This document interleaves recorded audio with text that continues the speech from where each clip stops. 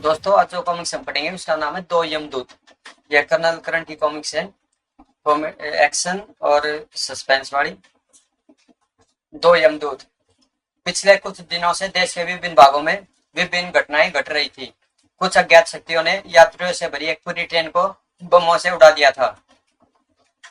पानी का एक जहाज जो बंबई गोदी के बाहर गहरे समुद्र में खड़ा था, अचानक एक धमाके के साथ उड़ गया।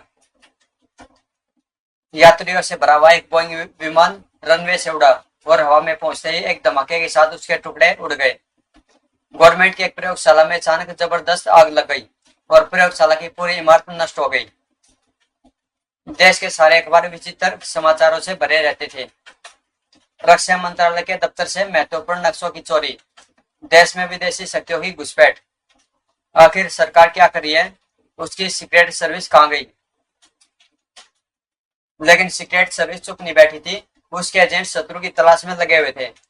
तलाश का यह काम एक महत्वपूर्ण एजेंट विनोद पांडे के जिम्मे था। एक रात विनोद की पत्नी उसे अपने पति के वापस लौटने की प्रतीक्षा कर रही थी। विनोद अभी तक क्यों नहीं आया? विनोद का जीवन हर समय खतरे में रहता है। वह रात दिन अपराधियों के पीछे भागता रहता है। आखिर वह सीक्रेट सर्विस की नौकरी छोड़ क्यों नहीं देता? तभी दरवाजे पर दस्तक हुई। खटखट। कौन आ गया? क्या विनोद है? उसने जाकर दरवाजा खोला। वह विनोद ही था, मगर बुरी तरह घायल। विनोद, क्या हुआ तुम्हें? उषा ने विनोद को संभाला। जल्दी अंदर आओ। विनोद, मैं डॉक्टर को। नहीं उषा, मैं अंदर नहीं आऊंगा, मेरे पास समय नहीं है, तुम एक काम करो, कहकर विनोद ने अपनी जेब से एक लिफाफा निकालकर उसे देते हुए कहा, उषा, इस लिफाफे पर एक फोन नंबर लिखा है, तुम उस नंबर पर फोन करना और जनरल यादव को पूछना। संबंध स्थापित होने पर उनसे कहना कि मैं तुम्हें एक लिफाफा दे गया हूँ, वह अपना आदमी भेजकर मंगा ले। मगर तुम अंदर तो आओ। विनोद, नहीं मेरे पास समय नहीं है, मैं जा रहा हूँ, तुम दरवाजा बंद कर लो और तुरंत जनरल यादव को फोन कर दो। लेकिन तुम इस हालत में कहाँ जा रहे हो विनोद? सवाल मत करो उषा, जल्दी दरवाजा बंद कर दो, यह मेरा आदेश है। इतना कहकर विनोद वापस चला गया और विवश होकर उषा ने दरवाजा बंद कर दिया। फिर लिफाफा हाथ में लिए वह फोन के निकट आई और जनरल यादव का नंबर मिलाने लगी। अभी वह दो ही नंबर घुमा पाई थी। पिछली खिड़की पर आहट पाकर उसने पलट कर देखा। खिड़की पर एक आदमी था जो खिड़की से भीतर कूद रहा था। उषा के हाथ से रिसीवर छूटकर गिर गया। वह चीखने वाली थी कि नहीं उषा जी प्लीज, मैं दोस्त हूँ। कौन हो तुम?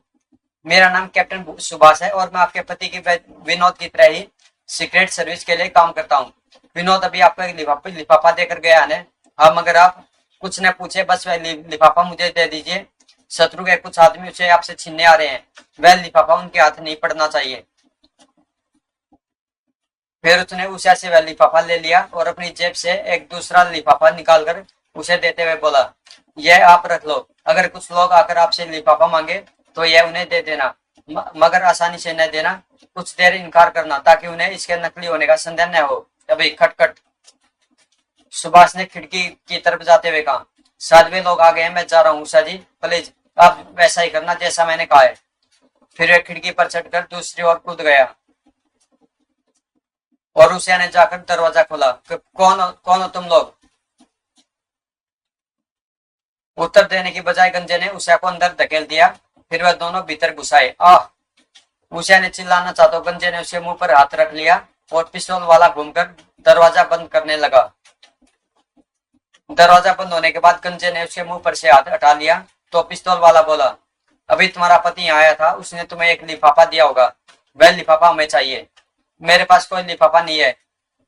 पिस्तौल वाले ने अपने साथी से कहा, गोगा इससे पूछो लिफाफा कहाँ है। इसका पति और उसका साथी लिफाफा लेकर इधर ही आए थे। Okay Jimmy. फिर गंजे ने उषा के बाल पकड़कर एक झटका दिया। बोल, लिफाफा कहाँ है? आह! उषा नीचे गिर पड़ी थी। गंजे ने उसकी गर्दन पर अपना जूता रख दिया। लिफाफा निकाल वरना गर्दन तोड़ डालूंगा। देती हूँ। और उषा ने ब्लाउज से लिफाफा निकालकर उसे दे दिया। कर्नल करण सिंह अपने फ्लैट में सुबह का नाश्ता कर रहा था कि फोन की घंटी बजी। Tin tin. करण ने फोन उठाया। करण सिंह स्पीकिंग। कर्नल, तुरंत हेडक्वार्टर पहुंचो, मैं तुमसे तुरंत मिलना चाहता हूँ। फोन सीक्रेट सर्विस के चीफ जनरल यादव का था। आदेश देकर उन्होंने तुरंत फोन बंद कर दिया था। करण ने नाश्ता छोड़ दिया और हेडक्वार्टर जाने के लिए तैयार होने लगा। जरूर कोई महत्वपूर्ण बात है जो जनरल ने सुबह सुबह बुलाया है। सीक्रेट सर्विस का हेडक्वार्टर 3 मंजिली एक इमारत में था। बाहर से यह इमारत किसी गारमेंट एक्सपोर्ट करने वाली कंपनी का दफ्तर लगता था। करण अपनी गाड़ी में इमारत के सामने उतरा। करण भीतर प्रविष्ट हुआ। स्वागत कक्ष में एक लड़की बैठी थी, लेकिन वह सीधा लिफ्ट की ओर भाग गया। फिर वह लिफ्ट में सवार होकर इमारत के तहखाने की ओर जा रहा था। लिफ्ट ने उसे एक लंबे कॉरिडोर में छोड़ा। कॉरिडोर की दीवारों में कोई भी दरवाजा नहीं था। कॉरिडोर के अंत में दीवार के सामने जाकर वह रुक गया और वहां लगे एक गुप्त बटन को दबाया। सामने एक बड़ा सा कमरा था। एक बहुत बड़ी मेज के पीछे जनरल यादव बैठे थे।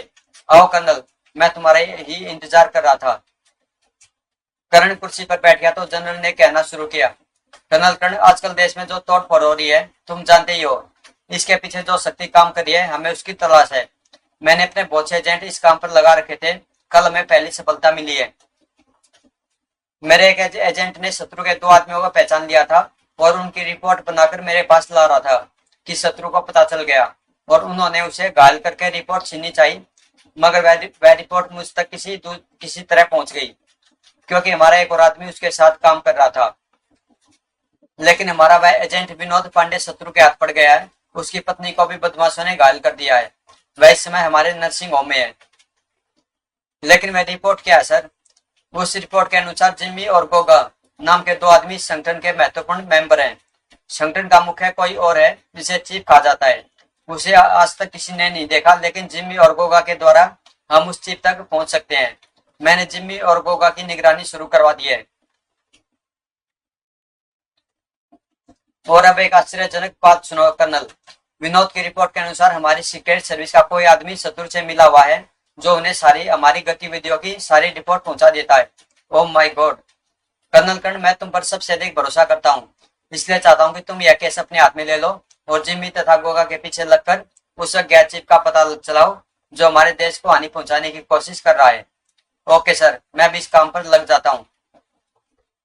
तभी जनरल के सामने रखे हुए गुलाबी रंग के फोन पर सिग्नल हुआ। जनरल ने रिसीवर उठाया। राम, क्या? ओ नो, यह बहुत बुरा हुआ, उन्हें तलाश करो। जनरल ने निराशा से सिर हिलाते हुए रिसीवर रखा तो करण ने पूछा, क्या हुआ सर? जिम्मी और गोगा हमारे आदमी को चकमा देकर गायब हो गए हैं। वह नंबर 7 यानी अजीत का फोन था। उसी को मैंने दोनों की निगरानी पर लगाया था। कर्नल कर्ण एक बार अजीत के साथ मिलकर काम कर चुका था, लेकिन अजीत उसे बिल्कुल पसंद नहीं आया था।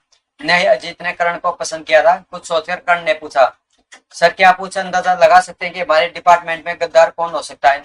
नहीं, मैं कोई अंदाजा नहीं लगा सकता। सारे मेंबर्स भरोसे के हैं, लेकिन अब मैं सबकी चेकिंग कराऊंगा।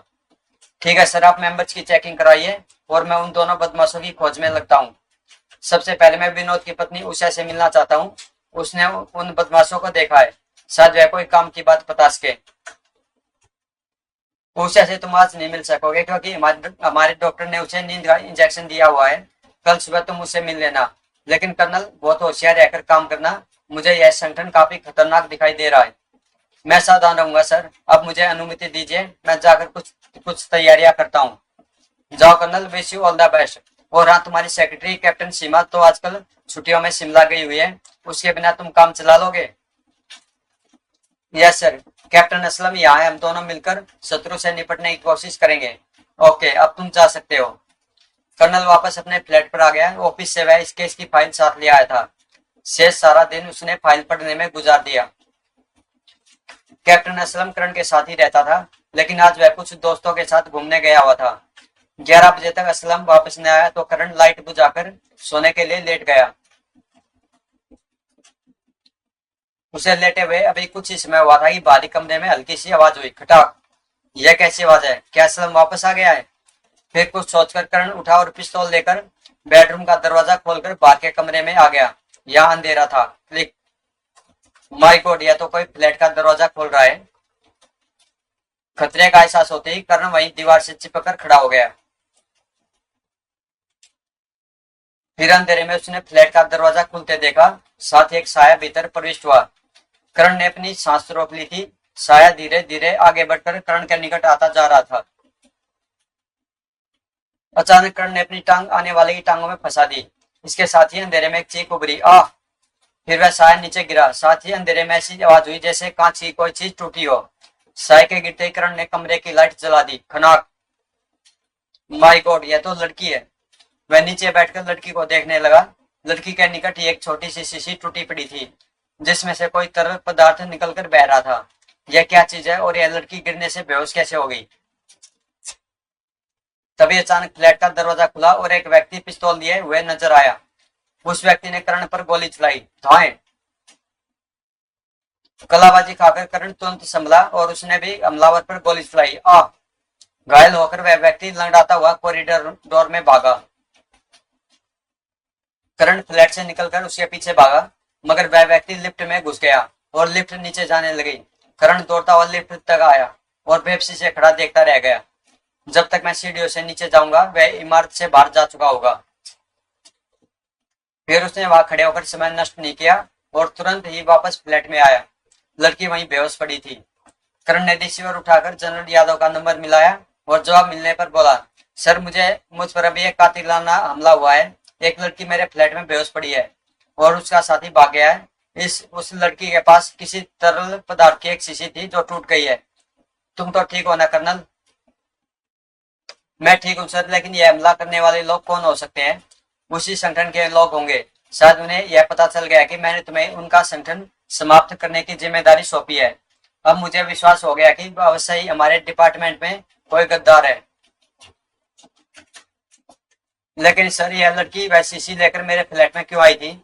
मेरा विचार है वह तुम्हें बेहोश करने आई होगी ताकि तुम्हारा अपहरण किया जा सके। शीशी में बेहोश करने वाली कोई दवा होगी। हो सकता है वह खुद भी उसी दवा से बेहोश हुई हो। खैर, मैं कुछ आदमी भेज रहा हूँ, तुम लड़की को उनके हवाले कर देना। कुछ ही देर बाद जनरल यादव ने 4 आदमी भेज दिए। वह बेहोश लड़की को स्ट्रेचर पर उठाकर ले गए। संभाल कर, आप चिंता न कीजिए। असलम ने आश्चर्य से स्ट्रेचर पर जाती हुई लड़की को देखा। स्ट्रेचर चला गया तो करण के निकट आया। कौन थी हसीना? क्या वह आपको देखकर बेहोश हो गई थी? अब मैं इतना भयानक भी नहीं हूँ। तो फिर वह आपकी सुंदरता देखकर बेहोश हुई होगी। क्या वह आप पर आशिक हो गई थी? यह बात भी नहीं है। फिर क्या बात है? कुछ समय भी तो बताइए। अंदर आओ, मैं तुम्हें सविस्तार से सब कुछ बताता हूँ। रात में करण ने असलम को केस के विषय में विस्तार से बता दिया था। उसके बाद वह सो गए थे। सुबह 8 बजे करण सोकर उठा। वह बिस्तर से उठ ही रहा था कि फोन की घंटी बजी। Tin tin. करण ने रिसीवर उठाया। हेलो कर्नल करण। यस, आप कौन है? मेरा नाम जिन्मी है सरकार। आप अवश्य ही मेरे नाम से परिचित हो चुके होंगे। करण संभल कर बैठ गया। हाँ, मैं तुम्हारा नाम सुन चुका हूँ मिस्टर जिम्मी। कहो, मुझसे क्या काम है? मैं अपनी पत्नी रीटा को वापस चाहता हूँ करण साहब। रात वह आपके पसंद फ्लैट पर आई गई थी और अब शायद सीक्रेट सर्विस की हिरासत में है। ओह, तो वह तुम्हारी पत्नी थी। तुमने उसे मेरे फ्लैट में पर क्यों भेजा था? जिस मकसद के लिए भेजा था वह पूरा नहीं हुआ, इसलिए उस बारे में बात करना बेकार है। सुनो कर्नल, मुझे रीटा वापस चाहिए। उसके बदले में हम तुम्हारे साथी विनोद को लौटा सकते हैं। अगर यह बात है तो मैं तुमसे मिलकर बात करना चाहूंगा। तुम मेरे फ्लैट पर आ जाओ। ठीक है, मैं 11 बजे वहां आ जाऊंगा, लेकिन एक बात याद रखना कर्नल, अगर तुमने मुझे गिरफ्तार किया तो तुम्हारा साथी विनोद जीवित नहीं रहेगा। मैं वादा करता हूँ अपने फ्लैट पर तुम्हें गिरफ्तार नहीं करूंगा। ओके, मैं ठीक 11 बजे आ रहा हूँ। जिमी ने फोन बंद कर दिया तो करण ने जनरल यादव का नंबर मिलाया। जनरल की ओर से उत्तर मिलने पर उसने कहा, सर, वह लड़की कहाँ है?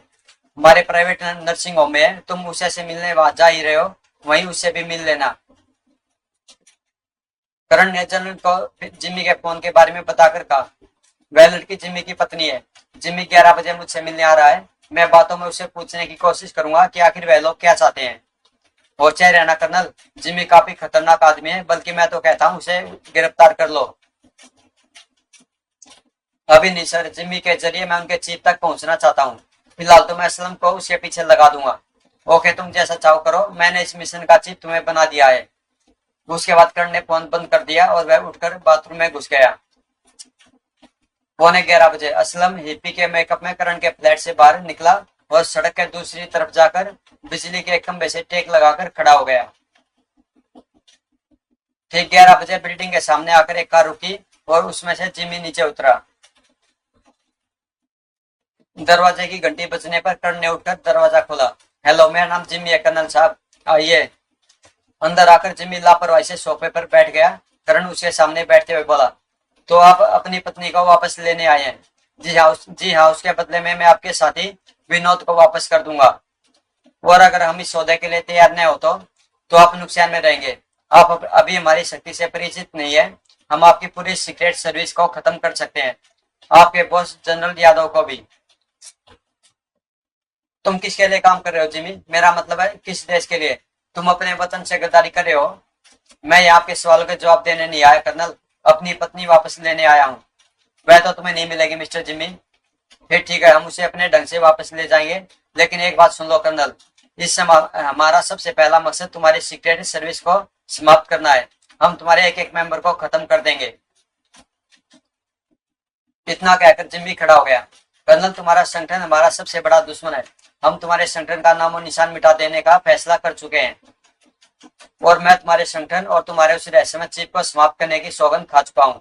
अब तुम जाओ यहाँ से। अगर मुझे गुस्सा आ गया तो अभी तुम्हारी गर्दन तोड़ दूंगा। जिमी दरवाजे के निकट जाकर बोला, मैं जा रहा हूँ कर्नल। मेरी तरफ से अपने बॉस से कह देना कि उसकी सीक्रेट सर्विस का अंत निकट आ चुका है। Get out. जिम्मी के जाने के बाद कर्ण ने फोन पर जनरल यादव को रिपोर्ट दी और अंत में बोला, अब मैं उषा से मिलने नर्सिंग होम जा रहा हूँ सर। आप सीक्रेट सर्विस के हर एक एजेंट को सावधान कर दीजिए। शत्रु सचमुच काफी चालाक और शक्तिशाली है। जनरल को रिपोर्ट देने के बाद कर्ण अपनी गाड़ी लेकर उषा से मिलने नर्सिंग होम की तरफ चल दिया। कुछ दूर जाने के बाद ही कर्ण को एहसास हो गया कि एक लाल रंग की गाड़ी उसका पीछा कर रही है। क्या इस गाड़ी में दुश्मन का आदमी है? एक रेस्टोरेंट के सामने कर्ण ने गाड़ी रोक दी। पीछा करने वाली गाड़ी भी उसे कुछ दूरी पर रुक गई। कर्ण अपनी गाड़ी से उतरा और सीधा उस लाल गाड़ी की तरफ गया। कर्ण सीधा कार की खिड़की के निकट पहुंचा और, तुम मेरा पीछा क्यों कर रहे हो मिस्टर? जी, क्या कहा आपने? बोले मत बनो मिस्टर, मैं जानना चाहता हूँ कि तुम मेरा पीछा क्यों कर रहे हो। आपकी नजर सचमुच बहुत तेज है कर्ण साहब। बहरहाल मुझे ऑर्डर है कि मैं आज साई की तरह आपके साथ लगा रहा हूँ। नवयुवक ने मुस्कुराकर कहा। किसका ऑर्डर है? जनरल यादव का। मेरा नाम अशोक है और मेरा नंबर 4 है। हमारा आज का कोड है लाल गुलाब। कोड ठीक था। सीक्रेट सर्विस के हर मेंबर को पहचान के लिए हर सुबह नया कोड बता दिया जाता था। कर्ण ने मुस्कुराकर कहा, मगर जनरल ने मुझे आपके बारे में कुछ नहीं बताया। उन्होंने मुझे आपकी सुरक्षा पर लगाया है और मुझे आदेश है कि मैं अपनी जान पर खेलकर भी आपकी रक्षा करूं। कर्ण वापस अपनी गाड़ी में आकर बैठ गया और जेब से ट्रांसमीटर निकालकर जनरल यादव से बात करने लगा। हेलो सर, क्या आपने मेरी सुरक्षा के लिए किसी को नियुक्त किया है? यस, कर्नल का शौक सीक्रेट सर्विस का प्रतिभाशाली एजेंट है। मुझे उस पर पूरा भरोसा है। जनरल से अशोक के बारे में पुष्टि कर लेने के बाद कर्ण गाड़ी स्टार्ट करके नर्सिंग होम की तरफ चल दिया। सीक्रेट सर्विस का प्राइवेट नर्सिंग होम ऐसे इलाके में था जहां अधिक आबादी नहीं थी। नर्सिंग होम के निकट और कोई इमारत नहीं थी। कर्ण नर्सिंग होम के सामने गाड़ी रोककर नीचे उतरा और अपने पीछे आकर रुकी अशोक की कार की तरफ बढ़ गया। पास पहुंचकर, तुम मेरे पीछे नर्सिंग होम में न आकर यहीं रहकर मेरे वापस आने का इंतजार करोगे? लेकिन सर, जनरल यादव का आदेश था। कर्ण ने उसकी बात बीच में काटते हुए कहा, तो no argument, this is my order. Ashok को चुप हो जाना पड़ा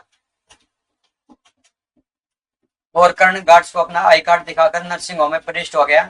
सामने से आ रहे डॉक्टर को अपना परिचय देने के बाद, हेलो डॉक्टर प्रभाकर, जनरल ने जो 2 मरीज भेजे थे मैं उनसे मिलने आया हूँ। आपका मतलब उन 2 महिलाओं से है? जी हाँ, क्या वे दोनों होश में है? यस, ऊपर चले जाइए, वे कमरा नंबर 8 और 9 में है। Thanks doctor. कर्ण पहले उषा से मिलने पहुंचा। हेलो मिसेज उषा, मेरा नाम कर्नल कर्ण है। नर्सिंग होम के बाहर अशोक अपनी गाड़ी में बैठा ऊँग रहा था। तभी एक बड़ी सी काले रंग की वैन नर्सिंग होम के सामने आकर रुकी। अशोक चौंक कर वैन की तरफ देखने लगा। तभी वैन का पिछला दरवाजा खुला और उसमें से 8 आदमी कूदकर नीचे उतरे। उनके चेहरों पर ऑक्सीजन मास्क थे, हाथों में गैस गन थी। नकाबपोशों को देखते नर्सिंग होम के दोनों गार्ड्स ने अपनी बंदूकें सीधी की, मगर तभी एक नकाबपोश ने अपनी गन की नाल उनकी तरफ करके बटन दबाया। तुरंत उस गन में से गैस की मोटी सी धार निकली। शू, आह! दोनों गार्ड्स के चारों तरफ गैस ही गैस फैल गई, इसलिए वह दोनों बेहोश होकर नीचे गिर पड़े। 8 नकाबपोश नर्सिंग होम के भीतर प्रविष्ट हुए। स्वागत कक्ष में बैठी लड़की ने उन्हें देखकर चीख मारी, एक नकाबपोश ने आती अपनी गन से गैस छोड़ी। डाकू सू। लड़की भी बेहोश होकर नीचे लुढ़क गई और वह नकाबपोश कॉरिडोर में आगे बढ़ते चले गए।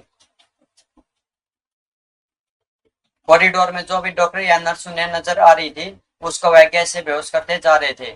करण को कुछ पता नहीं था कि नीचे क्या हो रहा है। वह उषा के सामने बैठा कह रहा था, हम आपके पति विनोद को शत्रु से छुड़ा कर लाने की पूरी कोशिश करेंगे उषा जी। फिलहाल आप मुझे उन बदमाशों के बारे में बताएं जिन्होंने आपको घायल किया था। उनमें से एक बहुत भयानक था, बिल्कुल गोरेले की तरह। उसके पंजे बहुत चौड़े थे और तभी कमरे का दरवाजा धड़ाम से खुला। उन्हें देखकर उषा ने भयभीत होकर चीख मारी, आई जिमी तुम यहाँ? यस माय डियर कर्नल, मैं अपनी पत्नी को लेने आया हूँ। प्लीज तुम कोई हरकत न करना वरना मैं गोली मारने में संकोच नहीं करूंगा। जिमी तुम यहाँ से बचकर नहीं जा सकते। हा हा हा, सपने मत देखो कर्नल, हम अगर यहाँ आने का साहस रखते हैं तो यहाँ से जाने की हिम्मत भी है हम में। जाने से पहले मैं तुम्हें अपने दोस्त गोगा की शक्ति का जरा सा नमूना दिखाना चाहूंगा। फिर जिमी ने उषा की ओर इशारा करके गोगा से कहा, गोगा इस औरत ने हमें नकली लिफाफा देकर मूर्ख बनाया था, क्या तुम इसे उसकी सजा नहीं दोगे? गोगा ने तुरंत अपना पिस्तौल जेब में रखा और दोनों हाथ फैलाकर उषा की तरफ बढ़ा। नहीं रुक जाओ, मेरे निकट मत आना। करण आगे बढ़कर गोगा के सामने आता हुआ बोला, ठहरो, तुम क्या करना चाहते हो? उत्तर में गोगा ने गुस्सा उसके जबड़े पर मारा। गुस्सा बहुत शक्तिशाली था। दीवार से टकराकर कर्ण फर्श पर ढेर हो गया था। उसने उठने की कोशिश की तो, नहीं कर्नल, वहीं पड़े रहो। अब अगर तुमने गोगा को रोकने की कोशिश की तो मैं तुम्हें फौरन गोली मार दूंगा। उधर गोगा उषा के निकट पहुंच चुका था। बचाओ, नहीं रुक जाओ। हा हा हा। करण ऐसा ऐसा फर्श पर पड़ा था और फिर उसने एक भयानक दृश्य देखा। वह चिल्लाया, ए ठहरो। और अगले ही पल कमरे में हड्डियां चटकने की आवाज हुई। चट चटाक। आह नहीं। उषा को दूसरी सांस भी नसीब नहीं हुई। गोगा ने उसके मर्द शरीर को छोड़ दिया और अपना खून से सने हाथ अपनी कमीज से साफ करने लगा। कमीने, मैं तुझे नहीं छोड़ूंगा। फिर जिम्मी के पिस्तौल की परवाह किए बिना उसने गोगा पर छलांग लगा दी। धक्का लगने से गोगा थोड़ा सा लड़खड़ाया था मगर तुरंत ही संभल गया और उसने अपने चौड़े पंजे में करण की गर्दन दबोच ली। आई। गोगा की पकड़ इतनी मजबूत थी कि करण फड़फड़ा भी नहीं पा रहा था। उसके मस्तिष्क ने कहा, अब अंत आ गया, इस शैतानी पंजे से निकलना मुश्किल है। और फिर कर्ण का मस्तिष्क अंधेरे में डूब गया। उसका शरीर बेजान सा होकर गोगा के पंजे में झूल गया। गोगा ने गर्दन छोड़ी तो कर्ण का शरीर फर्श पर गिर गया। नर्सिंग होम के बाहर सड़क के पार अशोक कार में बैठा ट्रांसमीटर पर जनरल यादव को रिपोर्ट दे रहा था। वह लोग जिम्मी की पत्नी को लेकर बाहर आ गए सर। कुल 8 आदमी हैं, सबने ऑक्सीजन मास्क पहने हुए हैं। अरे जिम्मी और गोगा भी है सर। वह भी बाहर निकले लेकिन उन्होंने ऑक्सीजन मास्क नहीं पहने हुए हैं। शायद उन्होंने गैस से बचने के लिए नाक में फिल्टर लगा रखे हैं।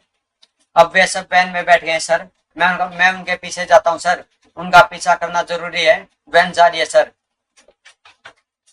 अशोक के ट्रांसमीटर पर जनरल यादव का स्वर उभरा, तुम उनके पीछे नहीं जाओगे अशोक। मैं पुलिस की वायरलेस गाड़ियां उनके पीछे भेज रहा हूँ। अजीत भी उसी क्षेत्र में है, उसको भी उनके पीछे लगा रहा हूँ। तुम नर्सिंग होम के अंदर जाकर देखो उन्होंने कर्नल कर्ण को क्या किया है। जल्दी जाओ और मुझे कर्ण के बारे में सूचना दो। Okay sir. ट्रांसमीटर बंद करके अशोक कार से उतरा और नर्सिंग होम की तरफ भागा। दौड़ता हुआ वह नर्सिंग होम के दरवाजे में प्रविष्ट हो गया। उधर काली वैन तीव्र गति से सड़क पर दौड़ी जा रही थी। वैन एक चौराहे से गुजरी तो बाईं ओर की सड़क से पुलिस की एक जीप निकलकर उसके पीछे लग गई। कुछ और आगे जाकर एक लेन से सफेद कार निकली और उसने भी वैन का पीछा आरंभ कर दिया। पुलिस की एक जीप सायरन बजाती हुई सामने सड़क से आती हुई दिखाई दी। पीछा करने वाली जीप वैन के निकट पहुंचने वाली थी कि तभी वैन की खिड़की से जिम्मी ने सिर और हाथ निकाला। हाथ में पिस्तौल था। उसने जीप के टायर पर गोली चलाई। धाएं टाक। फिर पुलिस की जीप फुटपाथ पर चढ़ गई और एक बिजली के खंभे से जा टकराई। धाड़। सामने से आने वाली पुलिस जीप तेजी से आ रही थी। अचानक दाईं ओर की लेन से एक ट्रक निकला और उसने पुलिस की जीप को साइड से टक्कर मारी। धाड़। टक्कर मारने के बाद ट्रक तेजी से वैन की विपरीत दिशा में भागता चला गया। अब वैन के पीछे केवल सफेद कार दौड़ी जा रही थी। जिम्मी अब भी पिस्तौल लिए हुए जेम वैन की खिड़की से झांक रहा था। जिम्मी ने सफेद गाड़ी के टायर पर भी गोली चलाई, कार बुरी तरह लहराई और सड़क पर सामने से आने वाली एक अन्य कार से टकरा गई। अब एक महत्वपूर्ण संदेश जनरल यादव के मुख से सुनिए। आप लोगों ने देखा कि देश के यह शत्रु कितने खतरनाक हैं। पुलिस की गाड़ियां उन्होंने नष्ट कर दी और भाग गए। हमारी सीक्रेट सर्विस में उनका एक साथी मौजूद है, करण के साथ। पता नहीं उन्होंने क्या किया है। मैं शो की रिपोर्ट की प्रतीक्षा कर रहा हूँ। अंजाम जाने के लिए आपको भी प्रतीक्षा करनी होगी। इसी कहानी का दूसरा भाग आस्तीन का सांप जल्दी प्रकाशित होगा। पढ़ना न भूलिए। आपका general Yadav, chief of Indian secret service. उधर अशोक दौड़ता हुआ नर्सिंग होम में प्रविष्ट हुआ। कॉरिडोर में डॉक्टर और कई नर्सें बेहोश पड़ी थी। वातावरण में अब गैस का प्रभाव समाप्त हो चुका था। कर्नल साहब ऊपरी मंजिल में होंगे। फिर वह सीढ़ियों पर दौड़ता हुआ ऊपर जाने लगा। ऊपर भी एक कॉरिडोर था। अशोक कमरों के दरवाजे खोल खोल कर देखने लगा। यह कमरा भी खाली है। अशोक ने एक अन्य कमरे का दरवाजा खोला और वहां का दृश्य देखकर जड़वत खड़ा रह गया। ओह माय गॉड, यह क्या कर गए वह लोग। फिर उसने जल्दी से आगे बढ़कर कर्ण को छूकर देखा, जिंदा है। फिर वह ट्रांसमीटर निकालकर जनरल यादव को रिपोर्ट देने लगा। Hello sir, Ashok reporting. तो दोस्तों कॉमिक्स यहीं पे समाप्त होती है। इसका सेकंड पार्ट है आस्तीन का सांप। और कॉमिक्स अगर आपको अच्छी लगी तो प्लीज चैनल को सब्सक्राइब कर देना और मिलते हैं इसके अगले पार्ट में आस्तीन का सांप में।